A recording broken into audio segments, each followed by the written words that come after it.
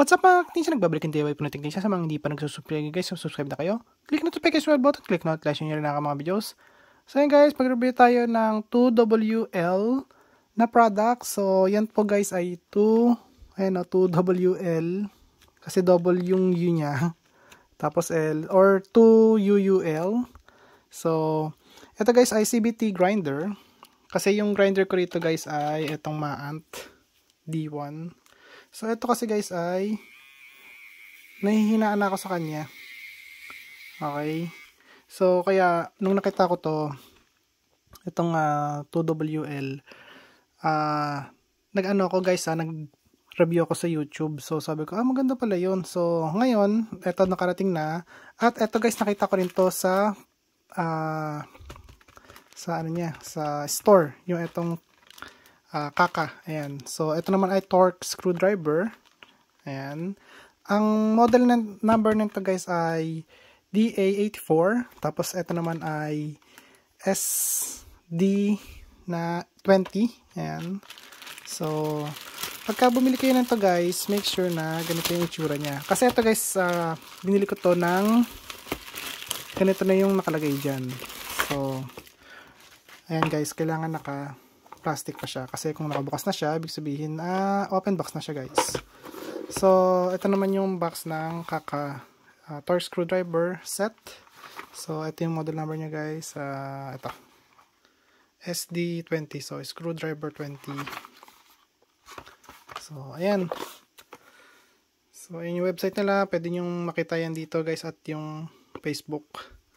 So, unang to guys, nakita ko to sa Facebook. Sabi ko, ang galing nan to . So, tinignan ko kung ano yung niya, performance. So, bago kasi bumili ng ganito guys, tinitignan ko muna, nireview ko muna sa YouTube kung ano performance. Pagka hindi pumasok sa gusto ko, hindi ko guys bibili nyo kasi hindi ko naman kailangan pag ganun. So, ito naman sa torque screwdriver. So, bala ito guys, maraming torque screwdriver na makikita nyo sa online store. Yung iba guys, ayoko nang nakadikit yung pinaka bits niya. Kasi pag napudpud yan, hindi nyo na siya guys mapapalitan tulad ng mga ganito guys. So, ito. So pag nakadikit na siyang ganyan, press na siya. So wala na, hindi nyo na siya guys mapapalitan. Lalo na kapag napudpud na yung pinaka bits niya. Hindi tulad ng ganito. Kasi sayang yung torque screw niya, yung pinaka body niya kung hindi na mapapalitan yung pinaka bits niya. So ayun guys, napapalitan yung bits niya. So ito muna guys, una natin i-review bago tong grinder natin. Ito guys, di ko pa makikita to. O hindi ko pa na-try itong gamitin. First time kong gumamit ng ganito. So, ayan. So makita nyo guys, ayan, meron siyang indicator kung saan nyo ilalagay yung bits niya. Ayan, ganda . Umiikot pala. Kala ko bilog lang. Ayan, umiikot pala. Ganda niya guys. Naka ball bearing siya. Tapos ito yung isa. Ayan. So, ang kasama nito ay yung itong mga bits niya guys. Para makita nyo rin. So, itong mga bits ay ilang piraso kaya to? Ito. So, 4 na piraso, pero iba-iba yung ayan, iba-iba yung number niya. So, 00 to na cross. Ayan guys. So, yun dito, ano to? Ito ay star. Ayan guys, ay star. So, ito naman ay P2. Ayan. Ito naman guys ay Y. Ayan . So, ito ay walang nakasulat. So, last ito guys. So, pang iPhone siya or pang mga phone lang ito ginagamit guys. So, ang number niya ay wala din. Wala siyang number. So, dalawa walang number. Pero guys, ito kasi ginagamit sa iPhone to, pang tanggal nung para siyang Phillips screw na reverse siya guys. So basta guys, ito maganda rin itong pantanggal nun. Kesa gumamit kayo ng screwdriver. So ito yung pinatatanggal talaga doon. So ayan, Y. Tapos yung itong star. So mostly magagamit natin dito is yung, for now guys, syempre magamit ko dito yung ito, Phillips screwdriver. So kuha lang ako ng phone. Saan yung phone? Ito, cellphone guys. Kung magsa-cellphone repair kayo, mas maganda to gamitin. So dito tayo guys, ito gamitin natin to. Although guys, pwede itong gamitin kahit na iba yung nakasulat dito. Doesn't matter guys. So ito, ano to, kasi nakita ko na to guys sa YouTube. So alam ko na siya kung paano siya gamitin. So ayan, ganyan. Ayan guys, kailangan nakapasok. So pagka tinanggal nyo siya, ihilahin nyo to, tapos alisin nyo to. Ayun o. So kapag papasok nyo naman to, hilahin nyo ulit siya. Ayun. Okay. Tapos yung torque nya, so lilagay natin to guys dito. So yung pinaka-torque nya guys ay ito. So 0.5 Newton meter yata to. Up to 0.55. Ito 0.35 up to 0.55. So try natin guys, magtanggal muna. So kung magtatanggal tayo, ano ko lang to, ma-maximum ko lang to guys.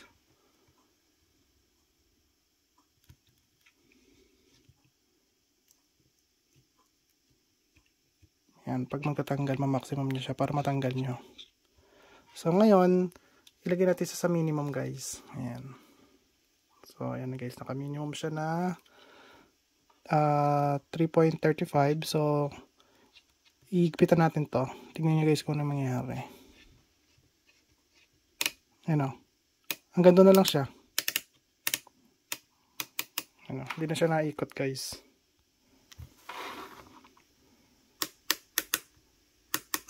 So hindi nyo siya guys hihigpitan ng mabuti. So mostly ang gamit ko dito for sure is itong 0.35. So pagka magtatanggal ako, pinaka maximum pag tinanggal ko siya, ayan. Tapos kapag kinabit ko siya, pinaka minimum. So ayan siya guys. Ayan o. Hindi na siya guys para ma-lost thread. Yun ang kagandahan yan. Alis tayo dito. Ayan o. Tapos maximum natin, minimum natin to. Tapos ano tayo? Higpit. Ganda na lang siya guys. Paano kung ginamit natin yung pinaka-maximum?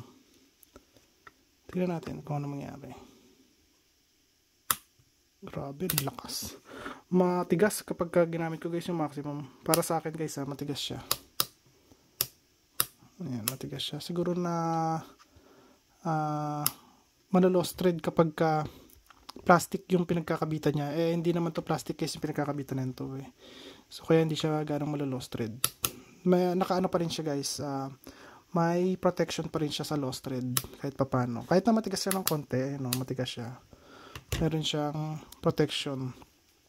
So mostly kapag ganyan, punta ka sa gitna, pinakagitna. Ayan guys, ito pinakagitna. So kunin natin, i-alisin natin, tapos higpitan natin. Pag nasa gitna guys is normal. Ayan o. Normal yung higpit niya guys. Ayan o. Tsaka hindi talaga siya guys na lost thread or hindi siya tumataas o hindi siya naangat. Ayan o. So sa mga baguhan, gamit kayo ng 0.35. Ayan. Mas maganda pagka 0.35 guys. Ito, 0.35. Ayan. Saktong-sakto siya guys. Ayan o. Tapos kapag nakita nyo na parang nakaangat pa siya ng konti, adjust nyo lang ng isang mahabang guhit. Adjust kayo isang mahaba. Ayan. Tapos, pwede na ulit kayo mag-torque. Ayan. Or, adjust kayo kada isa. Pwede naman yun guys. Adjust nyo siya isa-isa. Ganyan. Diba? So, ayan. Ito lang naman guys yung sa torque screw. Nagandaan lang ako guys kasi nga may torque siya. Hindi ko siya para ma-lost thread. Kasi yung ginagamit ko rito guys talaga is ito. So, electric screwdriver ng Miniware. So, ito yung old version niya na ES15. Kasi guys, gayon, pagka bumili kayo nito is naka ES15S na siya. Ito guys, kagandahan nito is pwede siya sa hex. Yan, naka-hex. Tapos pwede rin siya naka-ganito. Para may idea kayo. Ayan o. Pwede siya rito. Ayan o. Tapos, pwede nyo siyang tanggalin. Ayan guys. Although ito guys, may torque din to. Ayan. So, 5 pinakamalakas. So, torque 1. Yung pinakamahina guys. Ayan. Or, yung torque niya mahina guys. Hindi ko sinabi na mahina yung speed niya. Kasi pwede yung baguhin yung speed nito. Depende sa pagbukas nyo. Kasi naka-gyro to guys eh. So, pag pinindot nyo to, pag hininaan nyo yung ikot, ayan o, pwede siya mahina. Depende sa ikot nyo guys. Kung mahinaan yung ikot ng ganon, nakadepende siya guys. Ayan o. Kung gusto ko na mahina, ayan na mahina. Pagka gusto ko mabilis, yan. Mabilis. So, kaya ko binili rin to kasi nga nakita ko na pwede siya rito sa electric screwdriver ko. Okay? Double purpose. Yan. So, ayan guys. At tignan natin yung grinder. Yung grinder guys, kaya ko rin binili yon is, sorry guys kung masakit sa tenga. So, kaya ko binili yon. Gusto ko i-try din sa ganito kung pagka kung nagtatanggal ako ng mga tracing din. Ayan. So, ito. Parang lalagyan siya guys ng cellphone.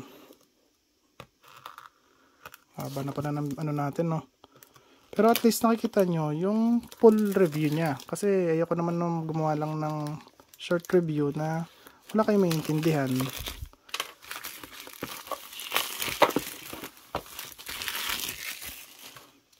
Ayan. So, kapag nagustuhan ko to, recommended ko sa inyo guys yung ano nito, brand. Kasi dito sa may torque screwdriver natin, nagustuhan ko na siya. So, yung laki. Ang laki pala nito.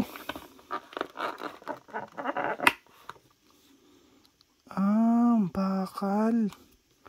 Bakal to guys. Ito plastic. Feeling ko plastic siya. Ano.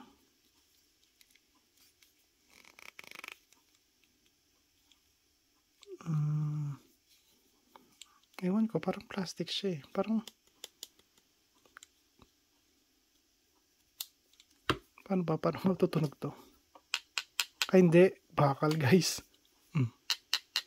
Bakal. Kasi ibang tunog ng plastic. So halos lahat metal, okay? Kasi ayoko sabihin na bakal. Kasi baka ito is aluminum. Ayan, so tapos ito stainless, so metal na lang para sure. So ito pala siya guys, ang ganda. 2WL. Ayan. So ito yung charging port niya. So, dito yung digital niya. Siyempre sa power niya guys, ito power on. Ang kagandahan dito din guys, kaya ako to binili kasi ito yung lock niya. Hindi ko na para gamitin yung ganito. Ayan. Yung Allen wrench or Allen bits. Kasi ayan guys, tatanggalin ko pa siya rito bago ko siya matanggal yung bits. Ayan. Ito na siya. So, ito yung pinaka-lock niya. So, tignan nga natin. So, nakalock siya ngayon, kaya hindi natatanggal yung bits. So, lagyan lang natin siya dito. Matigas ng konti. Pero, ayan. Astig.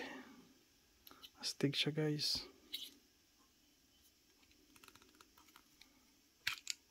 Ayan. Nice. Ang galing, guys. Ang ganda. Okay. Meron pa ba sa likod dyan to? Yun ang beats. Itong mga beats, guys. Yan yung mga beats para sa iba't ibang sukat or yung hugis. Ayan, guys. Oh. Ganda. Ilan to? Tingnan natin, guys. Dami ah. Nahulog. Wait lang.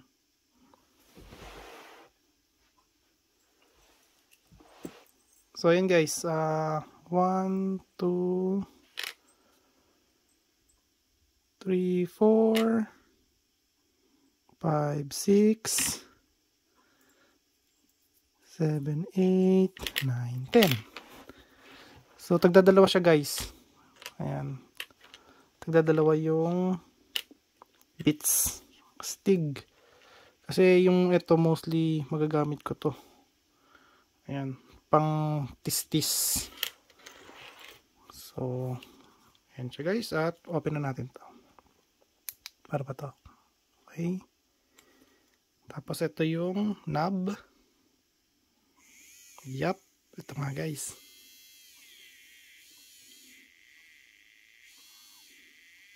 Ganda.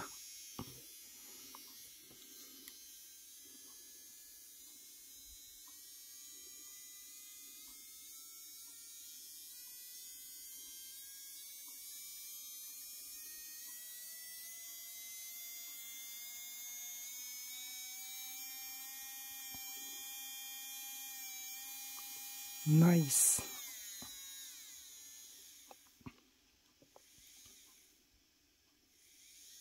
Astig siya guys. Gustong gusto ko talaga. Grabe.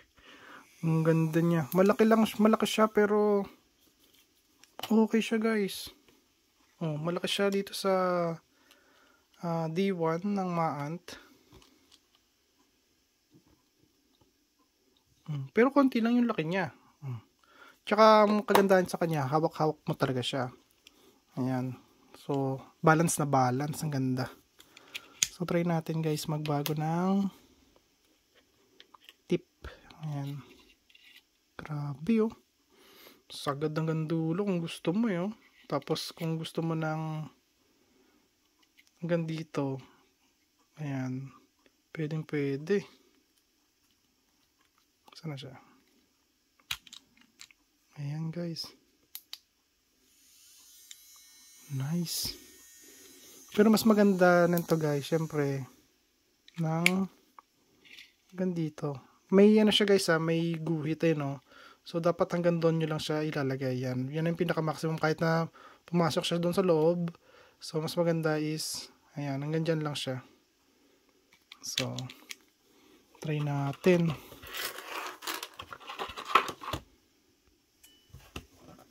Open. Huwag tayo sa battery baka masunog.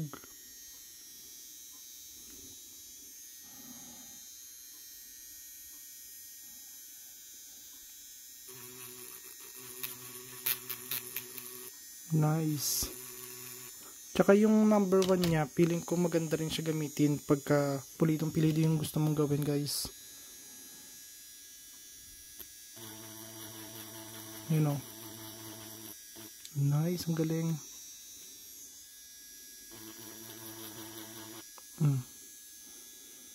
Diba? Pagka magbabawas ka, pagka mabilis syempre, saglit lang yan. Pero baka hindi kayo sanay guys, biglang gumano no. Ang sarap niya gamitin, balance na balance. Balance na balance guys. Promise. Ang sarap niya gamitin. Tuwan-tuwa ako, promise. Buti na lang. May mga ganito ng technology ngayon. Ayan.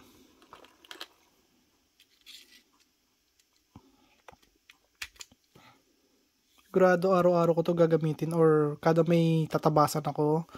Ito na guys.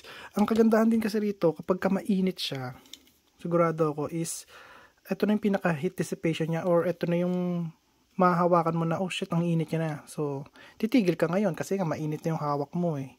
So, ayan, ang galing.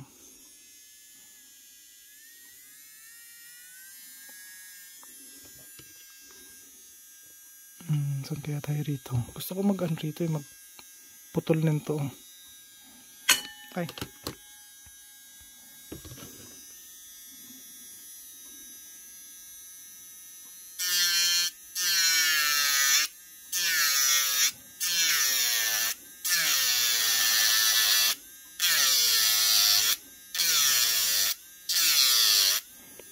Grabe. Grabe guys.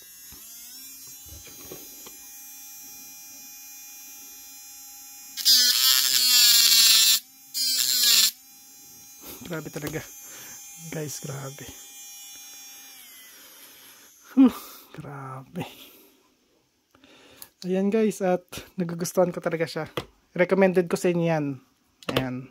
So, try natin siya i-charge. Bali, wala siyang kasamang wire guys ha. So, kayo magpo-provide ng charger nyo. Charging cable at saka yung mismong charger. So, ayan. So, hindi ko lang alam ang kulay kapag full charge. So, baka maging green or mamatay na lang yung ilaw. So, ang charging current niya is 300 milliamps. Guys. Ayun, 300 milliamps charging current. So, ayan siya. So, hindi ko rin alam kung paano yung ano nito. Yung pagka malulobat siya, kung may indicator na kung malulobat. Wala siyang indicator kung malulobat. So, on-off lang siya. Tapos, ito na yung pinaka-trigger niya. So, pwede pa siyang gamitin kapag naka-charge. Tingnan natin. Guys, pwede gamitin habang nagcha-charge. Ayan. So, ayan, nagcha-charge siya habang ginagamit nyo. So, pwede siya na, ayan, pwede yung naka-wired habang nagcha-charge. So, pagtapos na kayo, yun. Pag binuksan nyo, doon pa rin yung speed niya. Kung ano yung dati yung speed, yun pa rin yung speed niya. So, may saving siya na memory. Ayan. So, may EEPROM siya guys.